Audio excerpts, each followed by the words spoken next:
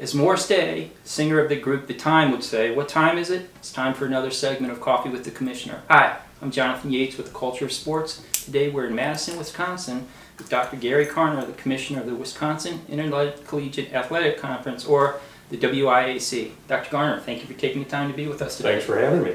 So Dr. Garner, you've been head of the WIAC going close to a quarter of a century now. What changes have you seen? Well, yeah, this is my 23rd year, and I think just like any aspect of sport, there's been an evolution at the college level, including the Division III level. I think most of the changes can be attributed to the social media is one big evolution, obviously. All good, no doubt. All good, of course, absolutely.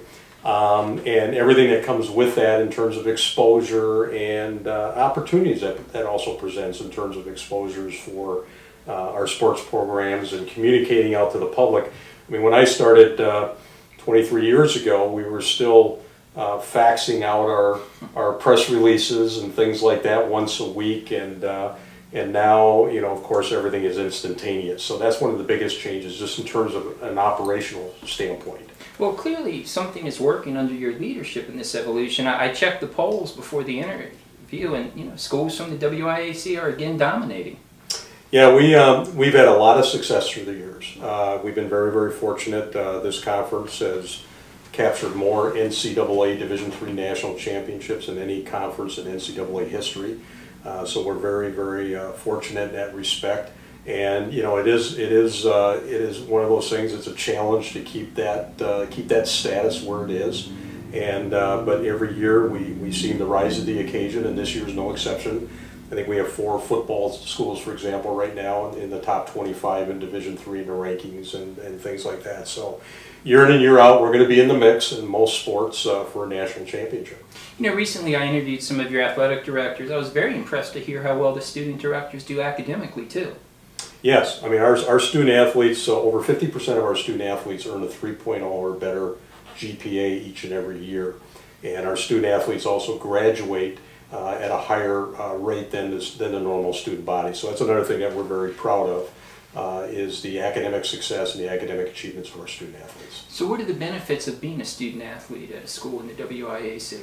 Well, I think the WIAC affords a student athlete the opportunity not only to get a great education. We're part of the University of Wisconsin system, and all of our schools are very, very fine academic institutions in their own right.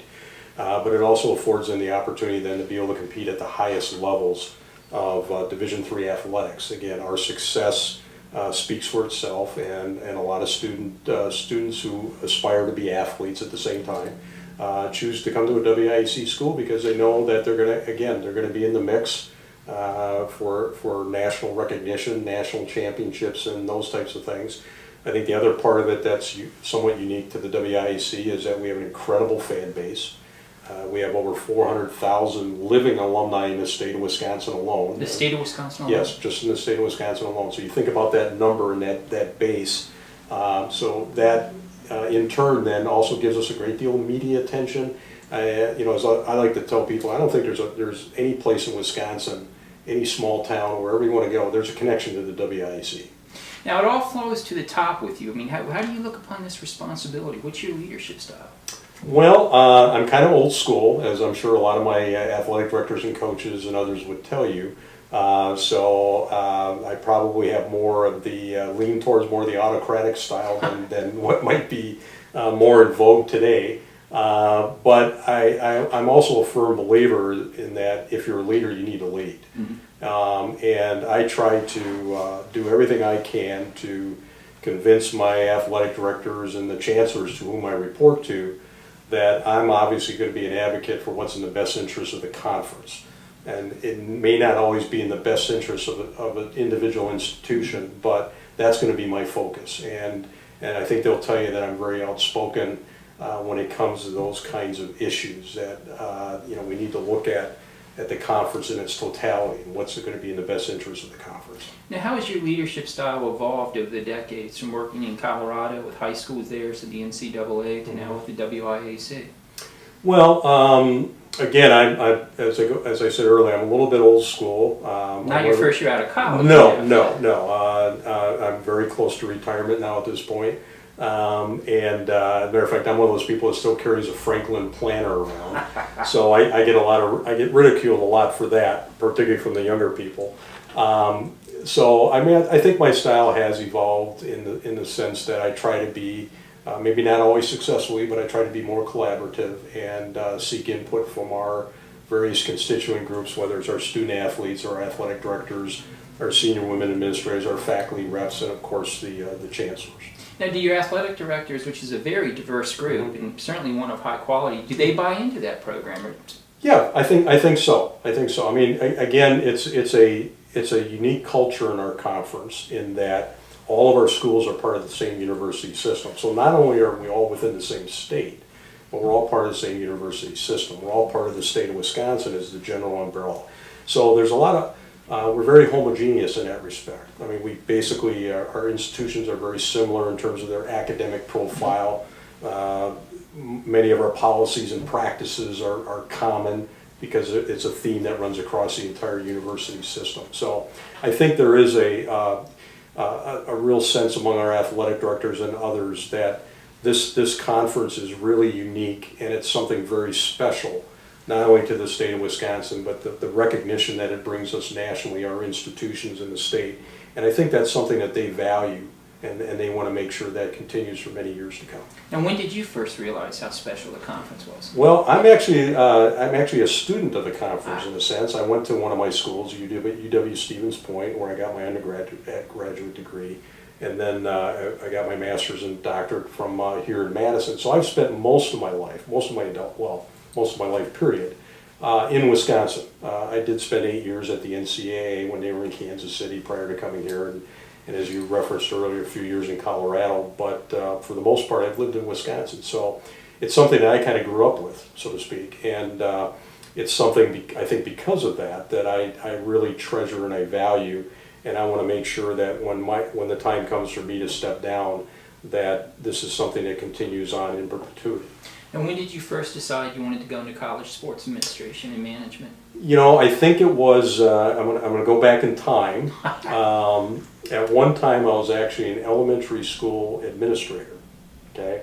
And at that point in my career, I had gotten out of coaching, and I obviously had gotten out of the classroom, and I really missed athletics. I did a lot of officiating back then. Wasn't a very good official, but I did a lot of officiating back then.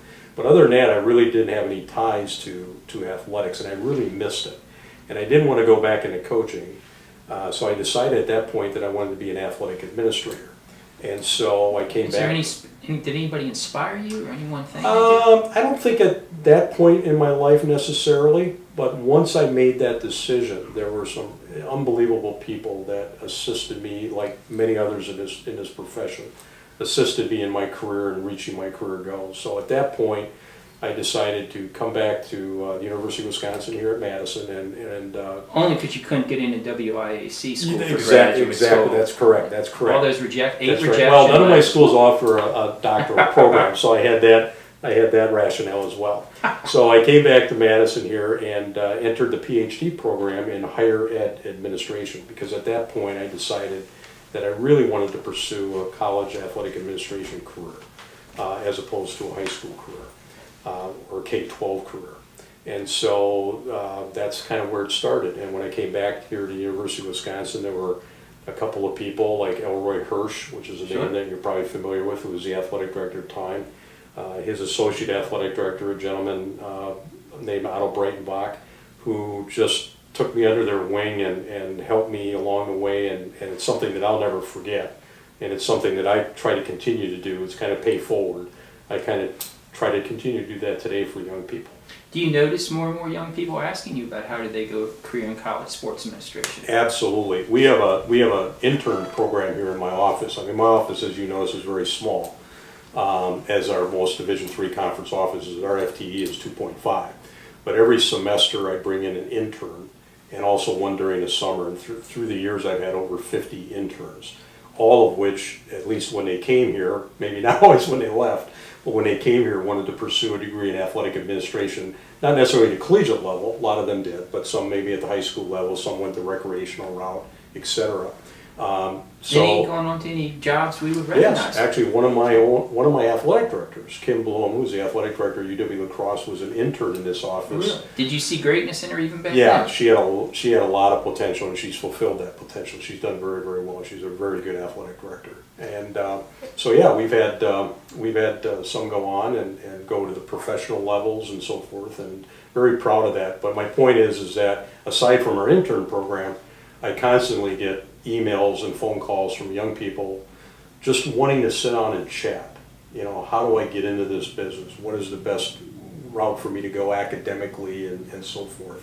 And I go back to what I said earlier. I remember the hours I spent with Otto and Elroy Hirsch, and I'll never forget that. And so I always bend over backwards to meet with anybody that wants to pursue this as a profession. And so when you meet with these young people who want to follow your career path into college sports administration, do many want to go D3, or do they all want to go to the big D1 Power 5 job? Well, when they meet with me, typically they say what they want to go D3. Now, whether or not that's ultimately their goal. I mean, some of them are definitely sincere about that because that's where their experiences may have been as a student athlete or as a student or whatever. But as I tell young people today when they come and meet with me is, you know, don't close any doors. You know, you may find that and there's really a lot of difference between Division I and Division III when it comes to being an administrator, aside from the budgets and all those obvious types of things. The roles are really, I mean, there's similarities, but they're really different. At the Division III level, same with the Division III commissioner, we have to wear a lot of hats, okay? The Division III athletic director is really on the ground, and they don't have the luxury of being able to delegate a lot of things to other people because we just don't have the staffs. At a big time Division I program, particularly a Power 5 school, an athletic director, that role is significantly different than what it would be for a Division III. Having said that, I try to tell young people, again, don't pigeonhole yourself early on. And that's why I think a lot of them like to come here and intern in a Division III conference office because they're going to get exposed to everything, whether they want to or not. One, the proximity of where we are located, it's unavoidable. But they're going to get exposed to championships, to compliance, to governance, to marketing, to public relations, to sports information, to officiating, because we don't have a choice. That's something I'm involved in all those areas at this level. And the same thing with an athletic director at the Division III level. You know, I oftentimes joke that I'll be at one of our championships and, you know, if I need to, I'll pick up a rake and rake the infield before the championship baseball game. It needs to be raked. And that's what a Division III administrator does. And our ADs are the same way. I don't think you'll see too many Division I commissioners, and no slight to them, but picking up a rake at one of their championships and going out there and trying to make sure the field is ready to play. Sure. So that's, you know, that's a marked difference between, even though again there are similarities, but those are some of the differences between the two divisions. You know, I like to read a lot, and I just finished this book about a detective, and he said you need 3 pieces of evidence to solve a crime. You might get by on 2, but never 1. What are the 3 things you look for when you hire? Well, this is probably not the answer you're looking for because I've been fortunate that I've had to do very little hiring. My assistant, as I mentioned, my FTE is only 2.5. So there's myself, my assistant commissioner, and then I have a 50% administrative assistant type position. And Matt, my assistant, has been with me for 21 years. This is his 21st year. So other than some officiating coordinator positions, which are very much part-time, I've had very little hiring responsibilities. Now, up until recently, we did hire a new person for that 50% position that I mentioned. And, you know, to use an athletic cliche, we really hit a home run because it was exactly the type of person I was looking for. Somebody that's enthusiastic, that's very competent, but also very passionate about sports and things like that. Because I think that's, if you're going to work in an office like this, even though maybe your responsibilities are overseeing quote-unquote a championship, I think having that passion for sports is really important. Now, when I interviewed Heather Light, the athletic director at the University of Pittsburgh, which is an ACC school, she said she looks for passion first when she hires. How do you see that passion that you want for sports? Well, Again, I think you get a feel for it when you're sitting down and talking with somebody about. I think you can pick up early on whether or not it's a true passion or simply somebody who's trying to score some points in the interview session. When I talk to young people all the time, I tell them that the most important thing is to be able to demonstrate to a prospective employer that you are willing to do whatever it takes. And that may mean, starting out raking the field and starting out at a level that isn't very, doesn't compensate you very well or whatever. Did you have your PhD before you were raking the field? Yes. I have raked many fields as a PhD. My son, the doctor, what a proud moment for your mother watching you do that. Exactly. So I think, you look at what they've done, what their background is. I mean, this is a difficult business to get into, particularly today. Much more difficult than it was for me 30 years ago when I got into college athletics. There's so many academic programs out there for athletic administration these days. When I decided to come back to Wisconsin and get my PhD, there were only a handful of sport management programs across the entire country. Now there's over 200. So they're churning out a lot of graduates every year that want to quote unquote be in college athletics or some level of athletic administration. So it's extremely competitive. And the thing that separates individuals out, as I tell young people all the time, it's not even so much your grades. I mean, that's important, don't get me wrong.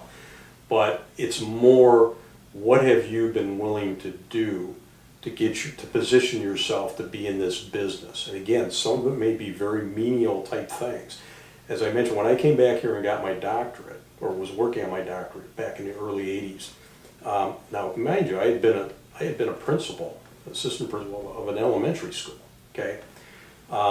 I came back here and I interned in this conference office as an unpaid intern, okay, just to get the experience. I did the same thing at the University of Wisconsin Athletic Department. I interned there for a year while I was in my doctoral program. It was strictly unpaid, but I was willing to do that so that I could demonstrate not only did I have a passion for this business, but that I was willing to do whatever it took to get the experience that I needed to be able to advance. So when one of your heads of your schools is hiring, what do you tell them to look for in the next athletic director? That's an interesting question because I'm a little bit careful with that. I've had chancellors, when they're looking to hire an athletic director, ask me about certain candidates. And I'm a little bit hesitant to, unless I have a very strong understanding or knowledge or position on someone, I'm very hesitant to share my view on whether or not this is a person they should hire, this isn't a person they should hire, because it puts some level of ownership on me then, and it's difficult then if for whatever reason things don't go well.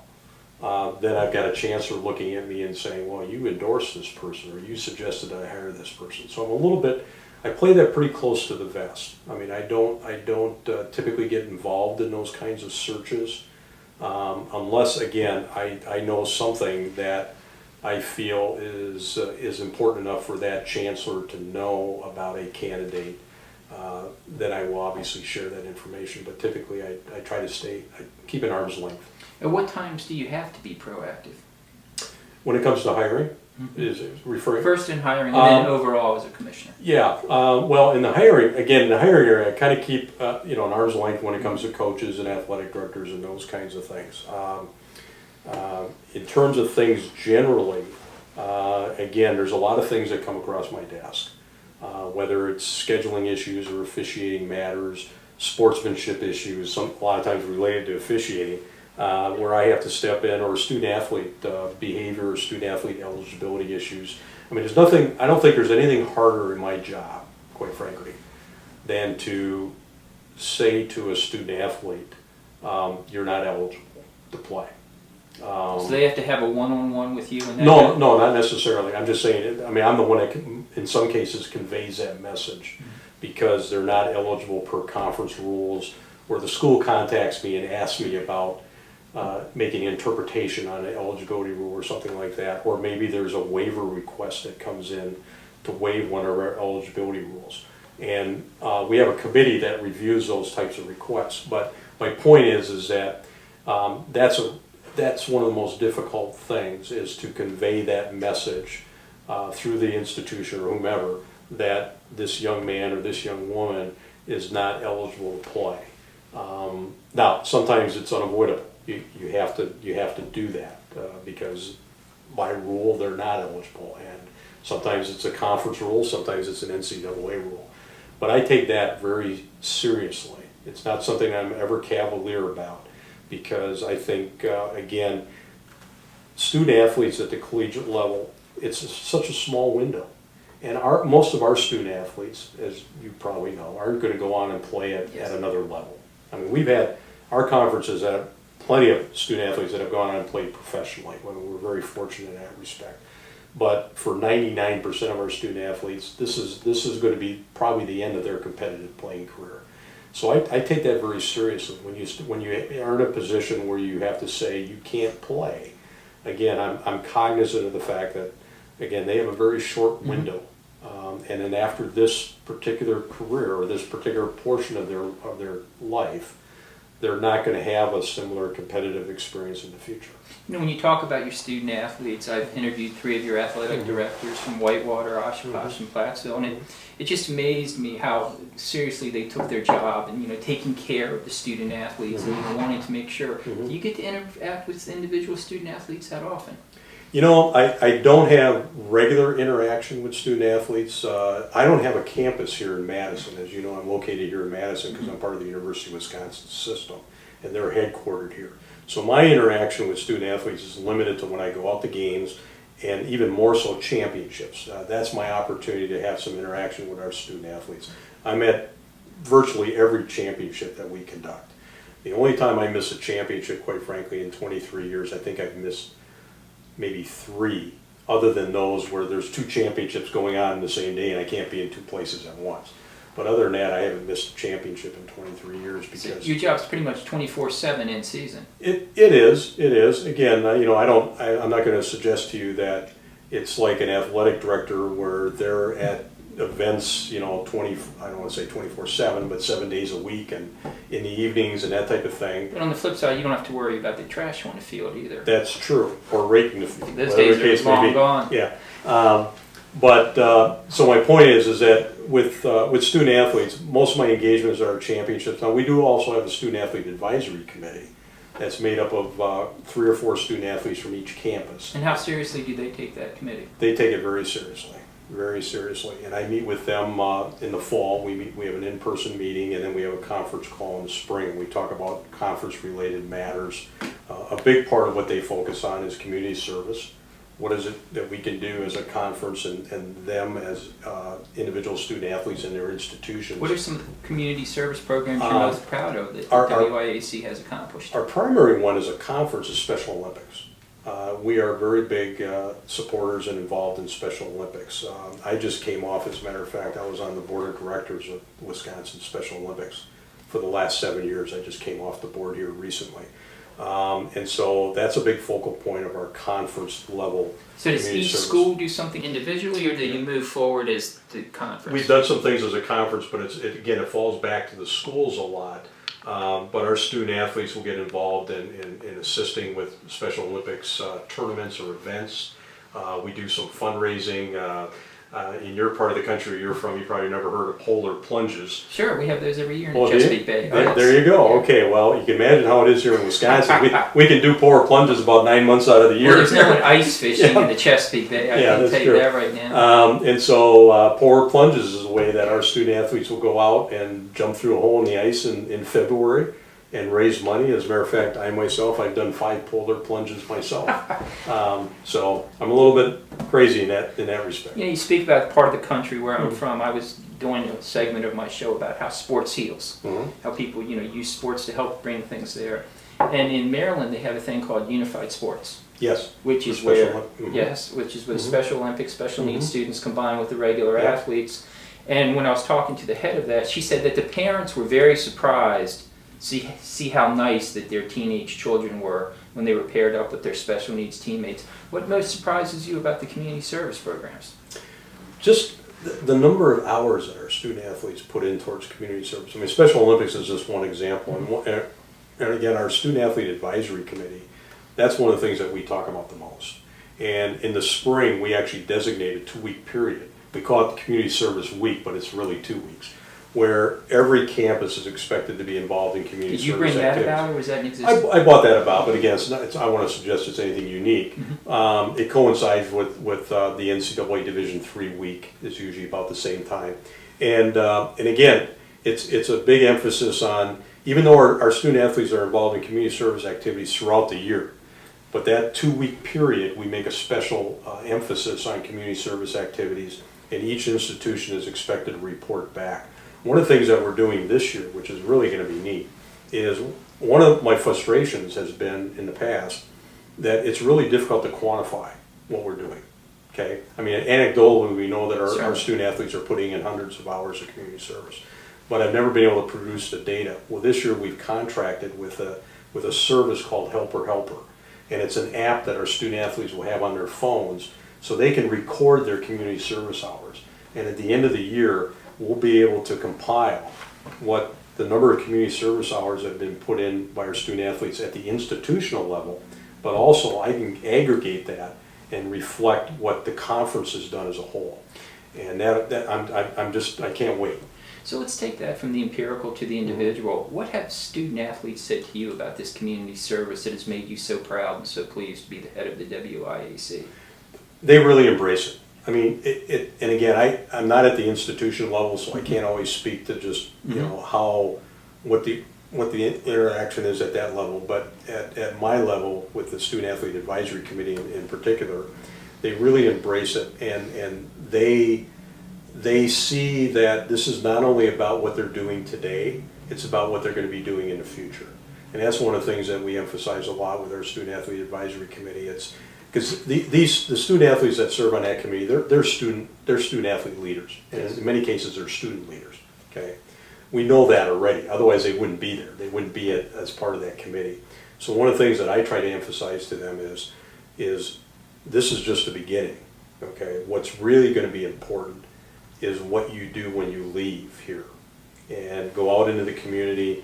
It's important that you take what you've learned here and that you transition that to your professional career and to your career in your communities, and always looking to give back.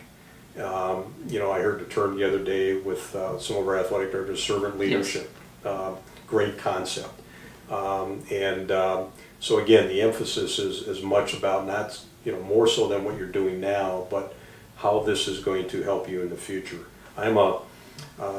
I've been a Rotarian in the past. I've always been involved in civic groups and civic communities. My father, who didn't have a high school diploma, founded the fire department in my community where I grew up. He founded the Little League. He founded the recreation program. So it was kind of something that's been ingrained in me ever since I was very little. So when I was interviewing some of these students back in Maryland, working with the special needs students had inspired them to go on to college. Is that for a major and later career? Have you seen that with some of the WIAC students? And a lot of our schools obviously have education programs. And so there's a direct tie-in for some of them to what they want to do professionally later on as a career. So it's a really good transition stage for them to work with Special Olympic athletes. But every one of our kids, I think, would tell you that when they get involved in a Special Olympic activity, it's so rewarding, and what they get out of it is so much more than what they're putting into it. And we've had Special Olympic athletes at our championships and performing different tasks at our championships, and I mean it's not, you know, obviously I've got an emotional connection to Special Olympics. As you should. But it's so inspiring. Is it continuing to grow in the WIAC? Yeah, I think so. Now, I haven't done a polar plunge in the last couple of years. I feel guilty. Was that your order? Well, my doctor said that at my age, I'm going to be 65 here shortly, and he said, you know, jumping through in a hole in the ice in the middle of February may not be the best thing for you anymore. It's one of the problems when you self-insure in a university health insurance system. Exactly right. So, but I think I'm going to do one more. I want to make, not, you know, use a pun, but I want to make a big splash. and I'd like to do one more and raise as much money as I can for Special Olympics. So, it's beautiful out here in Wisconsin in the fall, but what's it like here in the winter sports? I can understand the football games, being a big event that day. What's it like in the winter sports here for the hockey, the gymnastics, the basketball, the WIAC sports? I don't think there's really a difference. I mean, obviously you're not tailgating, presumably. I mean, some people might be. So there's not as much tailgating going on. So you don't tailgate for the polar plunge in No, February? you know what? I like that idea. That's a great concept. I may bring that up. But I don't think it's any different. I mean, the enthusiasm, the passion, I think everything is pretty much the same. And again, our conference is so competitive. And what I like to tell people is we may not always have the best team in the country in a given sport, but top to bottom, there's no better conference in the country. Nobody's going to Numbers certainly show that. Yeah, nobody's going to beat our 7th and 8th team in football from a 7th and 8th team from another conference.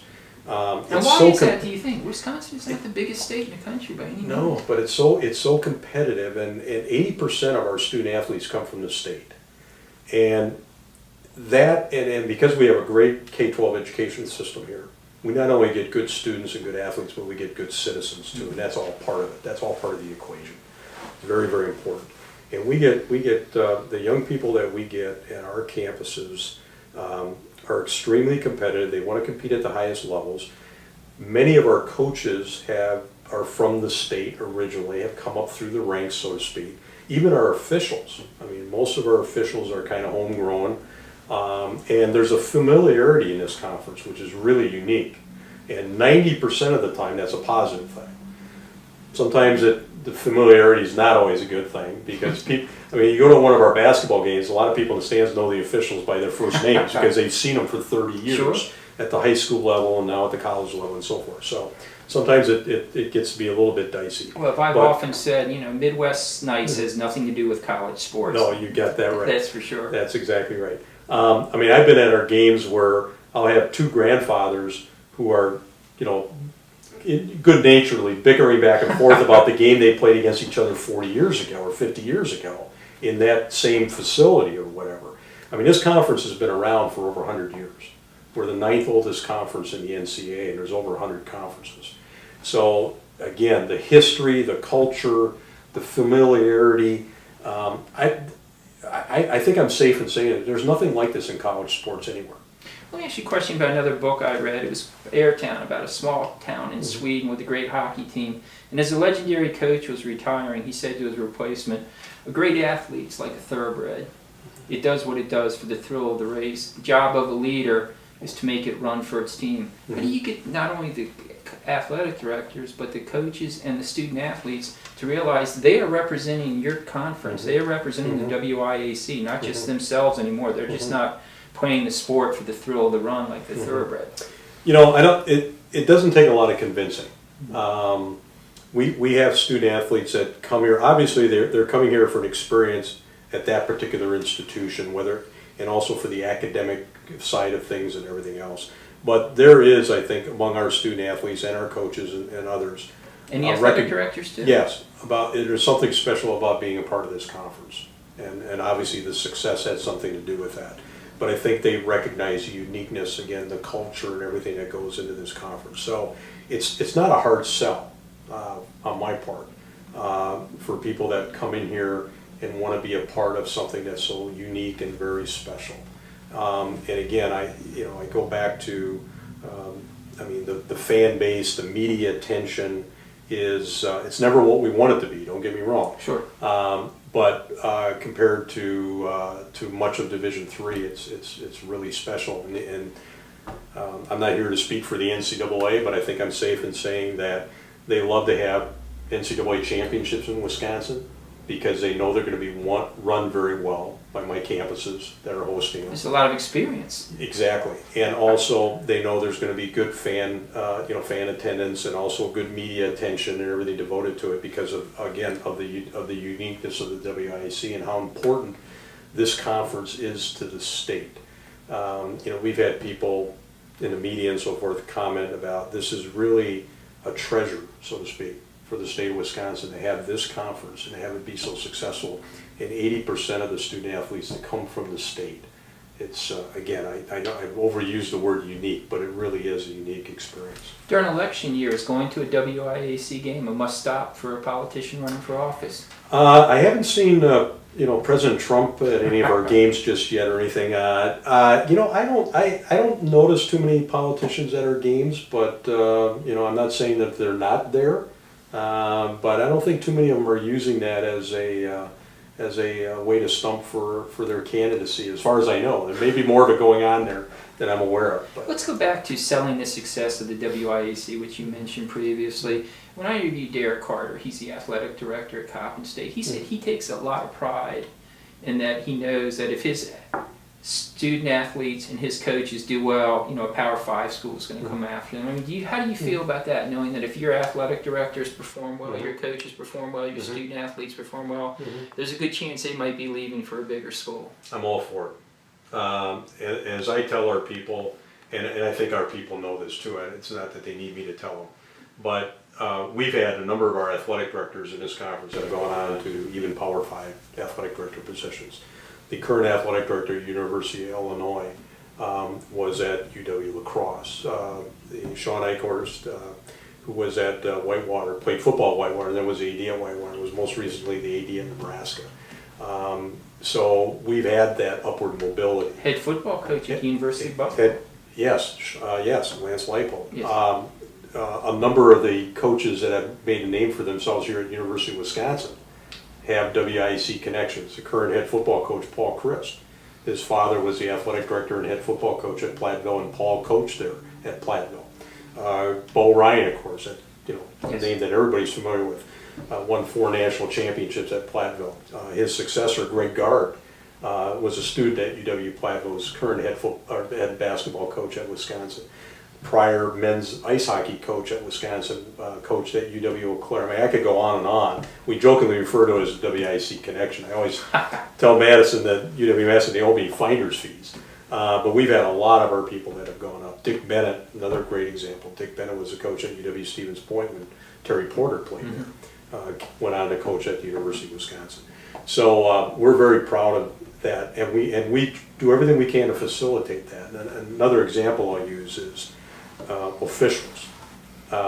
Some conferences or some levels of athletics are always dubious about their officials moving up to officiate at another level. In other words, in some cases they actually put obstacles in the way. I, on the other hand, and my coordinators, we're all on board with this. I view that anytime one of our officials gets to go up to D1 or maybe even the professional ranks, we've had a number of our officials that have gone on to officiate in the NFL, for example. That's great. That's great for us. Now, do we like losing those officials? No, absolutely not, because obviously they're great officials. But on the other hand, I think it says a lot about our conference, and I think it can be a motivating factor for other people to say, you know what, the WIAC is a good place to be. Because if I'm successful in the WIAC, whether it be as a coach or an athletic director or an official, if I so choose, now not all of them choose, but if I so choose, I'm going to have a chance to move up. When I interviewed your athletic directors, I mean, they all rave about you as a commissioner. What special programs do you have for them to improve their career performance? Well, first of all, I paid them all before that interview. You got your money. Well, I think they were being very polite. I think people recognize I'm near the end of the road, so now they're being extra polite. When you say the end of the road, you mean retiring? Yes, retiring. Or the polar plunge? Well, it could. Hopefully, they don't coincide. Let me put it that way. Hopefully, it's not a memorial polar plunge. Well, they did take out a short-term life insurance policy for you under their name. Yeah. So. I'm not sure. I mean, I can't cite an example of where I consciously do something like that necessarily. Again, I think my role as a commissioner is to do whatever I can to facilitate what I can for our schools to be successful, and that includes everybody involved in those schools, whether it be a coach or an athletic director, student athletes.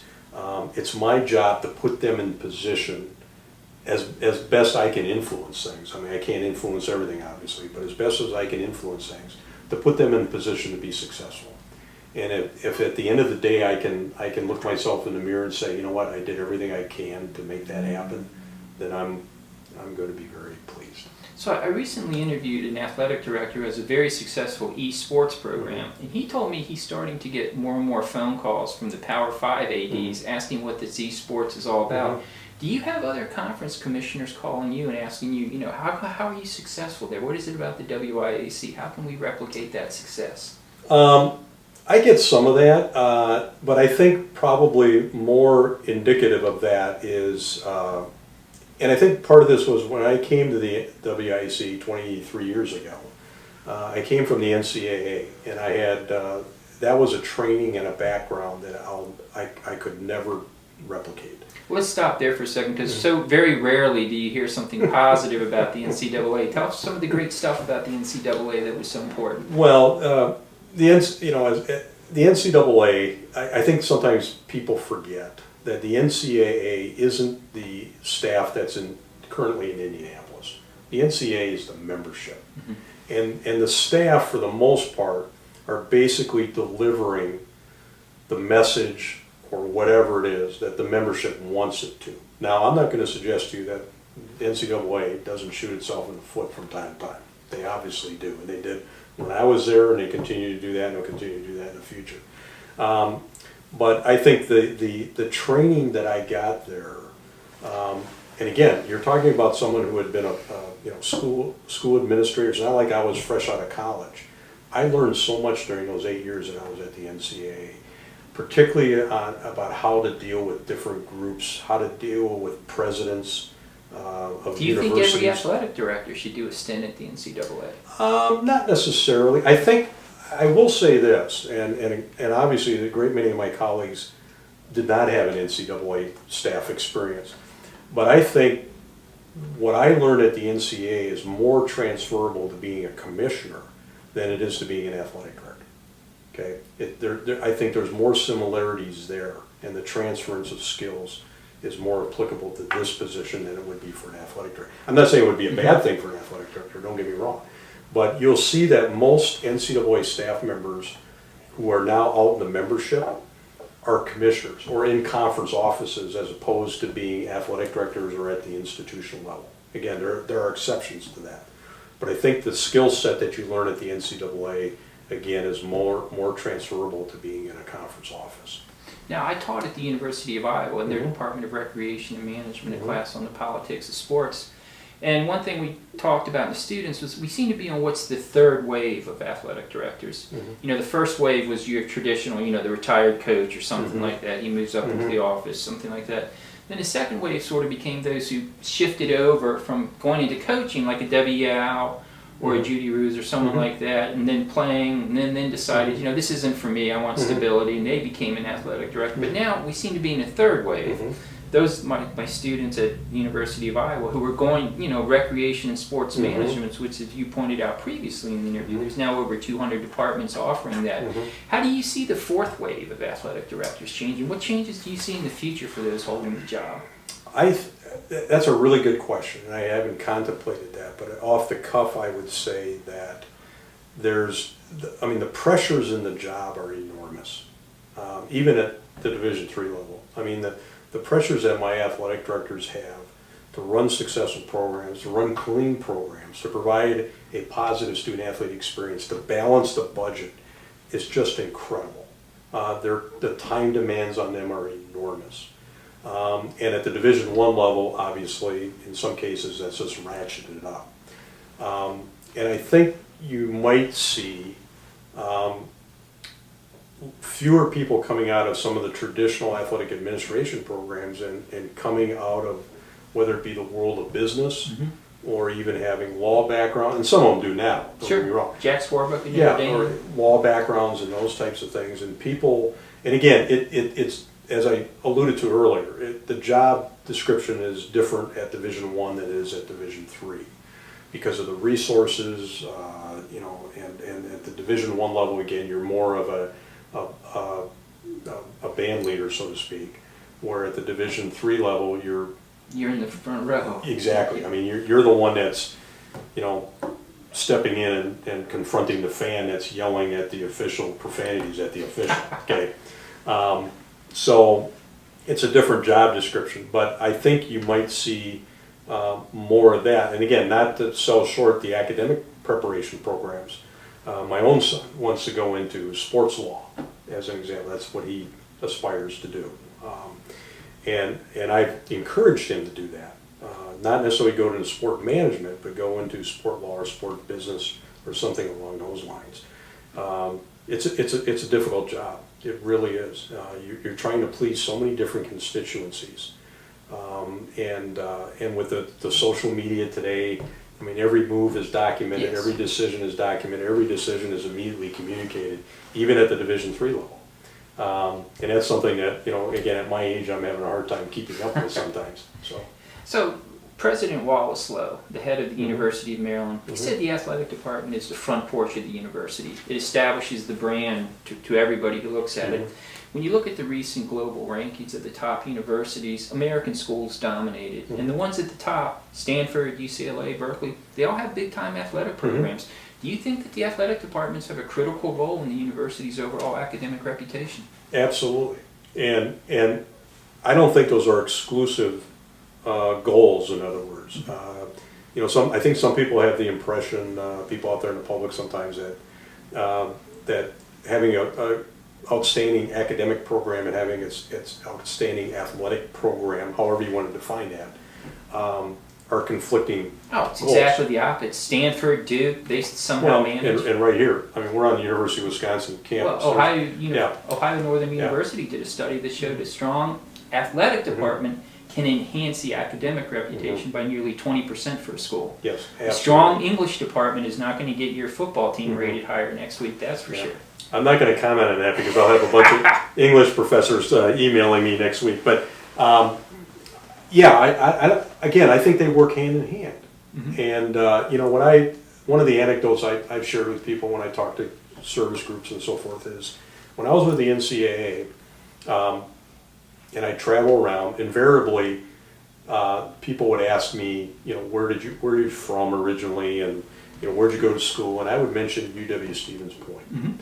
And I can't tell you, possibly count the number of times, big-time Division I coaches, now granted, they're in an athletic arena, I get that, would say, holy cow, that's that Division III conference, that's that, it wasn't the WIAC back then, a different name, but that's that conference back there. And so, there's a, again, in our case, because of our success and so forth, there's a recognition that we get that we could never possibly pay for to get on a national level. Now, again, my schools are great academic schools, don't get me wrong. 100%. And a lot of them, have excellent programs and are known, but they're known primarily within, again, the world of academia. But for the general public out there, a lot of times that recognition, whether it's just simply the name recognition or they really understand, comes out of the athletic success. In terms of academics, did you advise your son to go into sports law? You're not the cool dad who told him to go into legal marijuana? No. Not yet? You are moving to I Colorado. am moving to Colorado when I retire, Colorado. so yeah, that'll be yours. You do have a land? My son he's an athlete. He's a passion for athletics. Obviously I'm biased. He's very bright, and he kind of sometimes, I'm his dad, so it's hard for him sometimes to really appreciate what I do sometimes because he doesn't see it as anything out of the ordinary necessarily because he's grown up with it. So the autocratic style to him is nothing new? Yeah, no, it's much more autocratic even at home. He'll tell you that. But I think he now is at a point where when he goes with me to a game, like we went to a Whitewater football game 2 weeks ago, he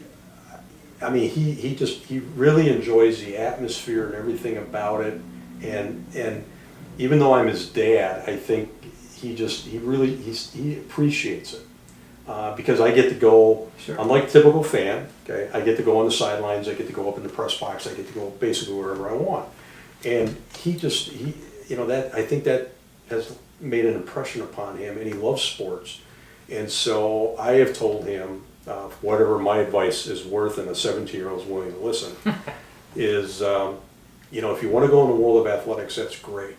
But do it, combine it with some other discipline, if you will, whether it be business or law or something like that, because you don't, in my view, you don't want to strictly be pigeonhole yourself as an athletic administrator per se, but somebody who can be an athletic administrator that brings us other background and experience with them. Do you see him sort of taking more notes now that he is getting to the point where he will go to college and starting to pay attention more to what you say about colleges and student athletics? Well, he does not require any motivation whatsoever on my part. I mean, he's knock on wood. I never have to ask him to study. He is so motivated to do well in school. He's very motivated to go to college, and maybe because he just wants to get out of the house for all I know, but he's very motivated to go to college. And so that isn't, again, anything that I, at least at this moment in time, hopefully it doesn't change, that I have to work very hard at. He's self-motivated. He's just a great young man, and my wife and I are very fortunate. Well, Dr. Conner, let's hoping that he's been watching this interview to have even more interviews. Thank you very much for another segment of Coffee with the Commissioner. This is Jonathan Yates with the Culture of Sports. Thank you.